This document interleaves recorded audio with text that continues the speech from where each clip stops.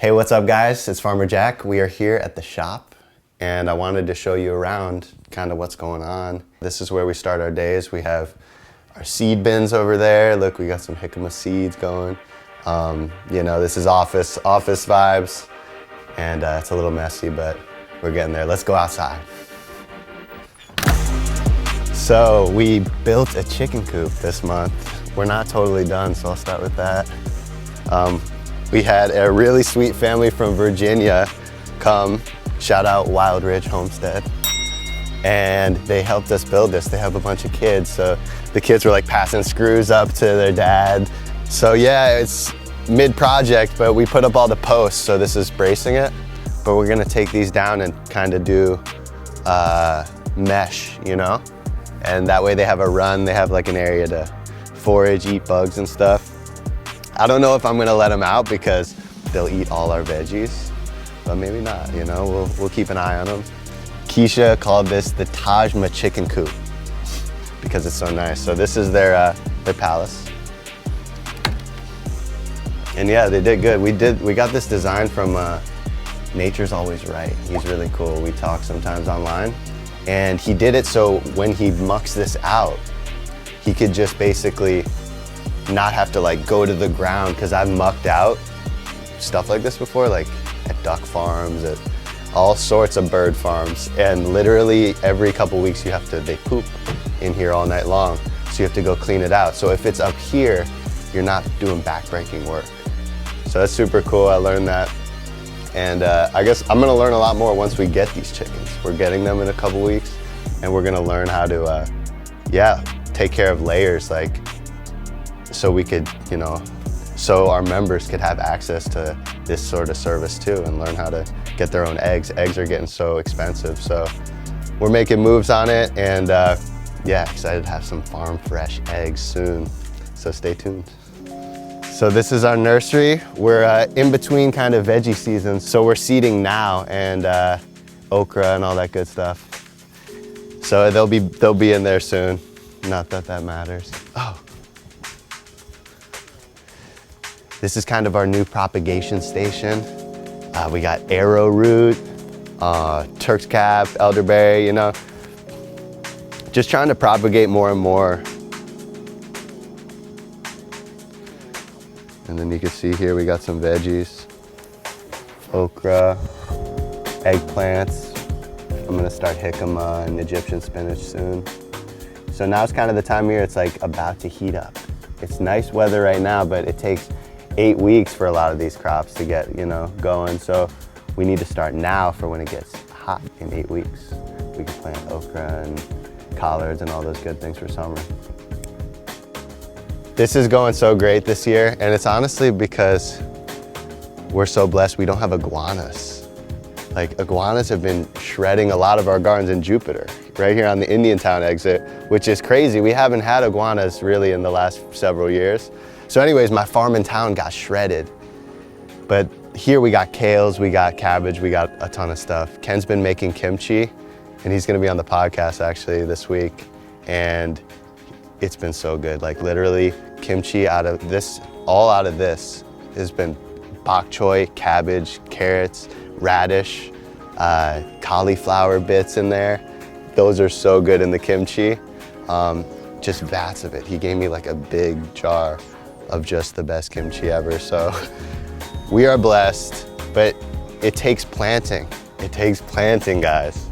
So that's what it takes. And, you know, weeding it and keeping it awesome and watering it. But check it out. We have carrots, such a blessing. This used to be a horse pasture. So this was all compacted ground. So we had to break it apart so the carrots could go in the ground and form. Let's see. These take like 4 months. I think I seeded these in October or something, November. So you could tell when you go in here, you see we got some carrots. Let's see. Oh, this one looks good.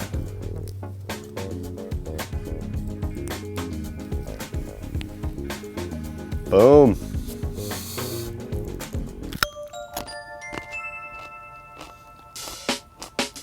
2-for-1 combo.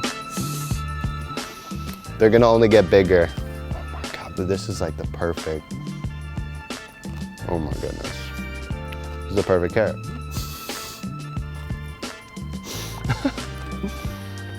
We interplanted some flowers, gomphrena, holy basil, the bees love it. Hey buddy. Then these radishes, we've literally pulled 100 out of this little area. You know, interplanting herbs and salads. Our tomatoes didn't do so good over here though. You know what happens? Like, we usually crush it with tomatoes. And there still are some, but like, we had like 4 or 5 right here and they all perished. But the good news is we planted more on the other side in the garden beds. They're doing amazing. I'll show you those soon. Look at all these broccoli and cauliflower. This is our lunch. Cauliflower dipped in hummus though. But yeah, these are ready for harvest. If I would say this is perfect. We should take this today. Yeah, and these will be out of here in the next week or 2. Yeah, so this is like a sprouting cauliflower. You can see it, right? So it's cool. You could kind of come and pick and choose and they'll keep sprouting. I kind of like to pull the whole head and just make an awesome cauliflower thing out of it. But it's called FIORETTO. We could put it on screen. And it's delicious. I like it raw, dipped in dips.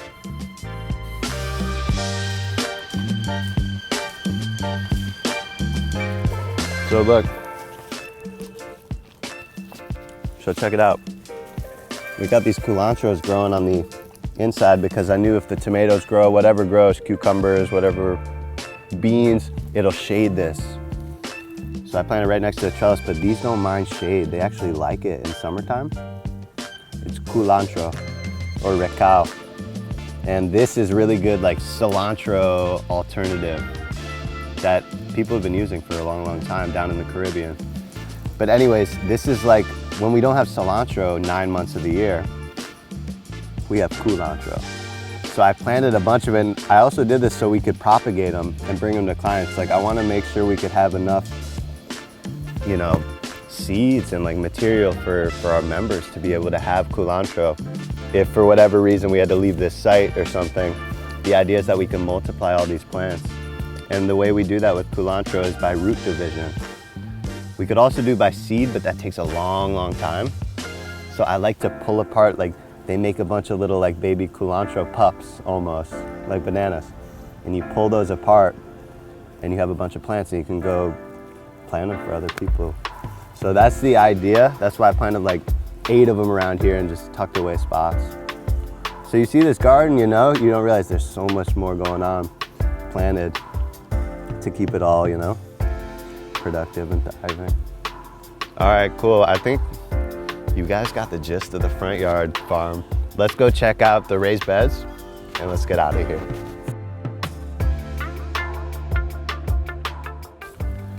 So check it out. I want to show you guys the mangoes real quick because I love mangoes. So check it out. We planted a few little guys 2 summers ago, like not even 2 years ago. And look at them now. They're all flowering. They're about to produce tons of fruit. If the wind doesn't get to them, you know, if they make it the distance, we're gonna have a bunch of fruit on this. This is the Pickering mango, and it does well west of the turnpike. I'm in Palm Beach County, and that's an issue. Mangoes will not do well sometimes out west in like the swamps. And that's where I am. I'm in Jupiter Farms, west of the turnpike. Pickering does well. I mean, look at it, it's insane. And I've seen other trees, other people doing well with it. You see the bee? But it's actually flies that pollinate this. People don't realize. So some people put like fish guts and stuff, like on the tree, like hanging, so it attracts flies to come pollinate the mangoes, which is hilarious. I don't think we have to do it that much because mangoes are loaded. So this is the Pickering. And then check it out, this is the Glen over here. But yeah, this is the Glen. It's a classic mango, you know. You'll see a lot of old trees and a lot of old yards. Delicious.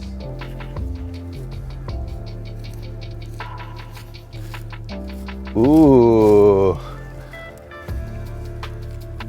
Look at this jackfruit.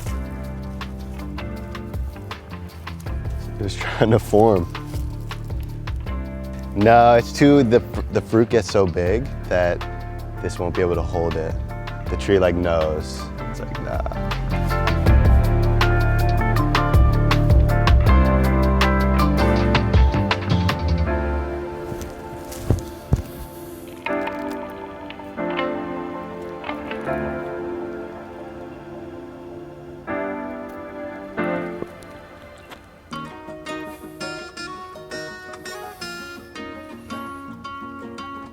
Fresh off the tree. Fresh off the tree, man. It's like sunlight energy.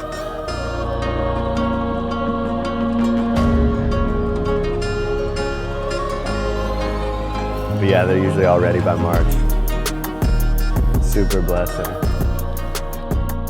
And honestly, this tree's amazing, but it's crazy. I was thinking about this the other day. I don't even think of like, maybe it's just because I don't own land yet or whatever, but I really live in a place where this is all our tree. This is all our land. This is, you know what I mean? But like I saw, what I'm thinking of it because recently there was like this delivery driver or something that showed up. We were filming or something, I remember, and I was like, why is he like hanging out there? And I walked up, they were like looking in our yard, you know? And they were looking at these trees, like all the fruits, the local I was fruiting, this was going off.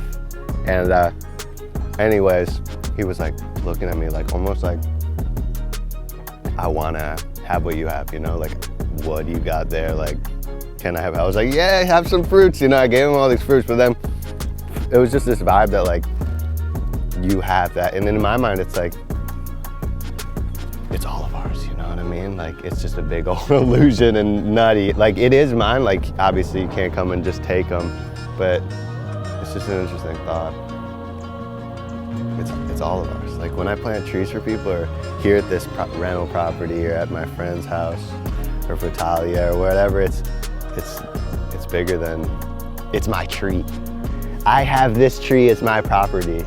You know what I mean? It's a total, these are plants, these are, it's a relationship. All right, cool.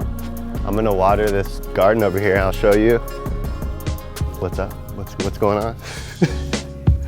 What's up, guys? This is the kitchen garden and I just got this kale plant. We adopted it. Talia got one as well. But yeah, someone didn't want this variety, so we popped it in the garden. So the other day, one of our helpers actually planted all these salad greens, and it doesn't look like much, but this is gonna be enough salad to make a salad every single night, easily, like just on that. And we have kale and celery and all this other stuff too. So it's amazing, it's gonna take 3 more weeks, you know, which is pretty quick, you know, seed to harvest. But anyways, it's February. There's only like another week left in February. It's like the last rounds of our greens. So I really wanted to get a big patch going for the spring before it's Egyptian spinach and longevity spinach time in the summer. So anyways, we had all this space, but look, we're kind of filling out all the spots, you see? This is all greens. And you'll see in here, I love these holy basils. And they self-seed everywhere. But you'll see in here this rabbit poo. I got that from a neighbor down the street. He traded me all these bins. He's like, I have so much. Do you need it for your gardens?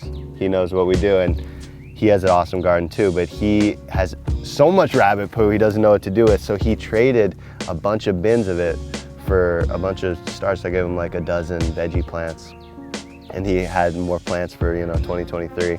So it's cool. I'm trying to do more of that with our neighbors. Like, he has this beautiful resource, right, of rabbit droppings, and we could put it in the garden.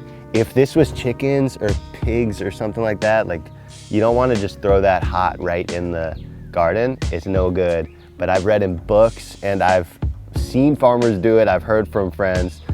it's just a thing that you could use these cold, meaning you could throw the fertilizer, like you don't have to compost it down, you know, you could throw it right in the garden and start planting. And that's what we did. So it's like instant fertilizer. So that's the idea. And everything should do really well. So I'll give you a little run through. Here's some radish over here. You can see we fertilized all up in here. This is volunteer holy basil coming up. I love it so much. Celery, looking great. I got this from Santi. And you can see those are tobacco plants. Kind of cool. You know, they're sacred down in the Amazon. My friend brought these seeds and it actually came from that plant right there. Look how beautiful that is.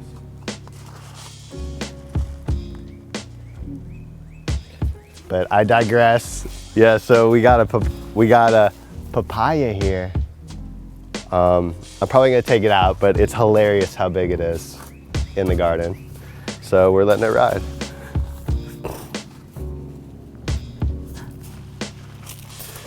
All right, bringing this in the house for cut flowers. You gotta have beauty in the garden as well. This is calendula. And it's a cut flower and it's actually healing. You could use these flowers and make salves, like medicines out of it. So you could put it on wounds and it's like it cleans out it makes sure it heals properly. Amazing calendula flower. And it's also beautiful in the garden. You could use it as a cut flower. So this is the tomato I was talking about. Over there, ours didn't do well, but this one did well.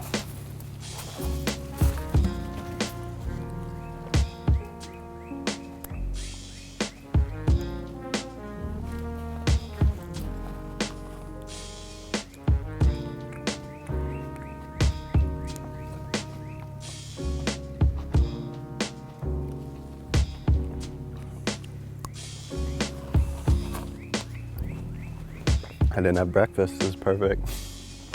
Oh, I had a coconut. Talia pulled up, I was sipping on a coconut. All right, so anyways, guys, that is the grand tour. I hope you learned something, and I really enjoy doing this and just showing people what's possible. If you like this video, learn anything, or want more of these, please like and subscribe below. It means a lot. We pour a lot of energy into this and it's super rewarding. So I'd love to keep doing it for you guys. Until then, we'll see you next time.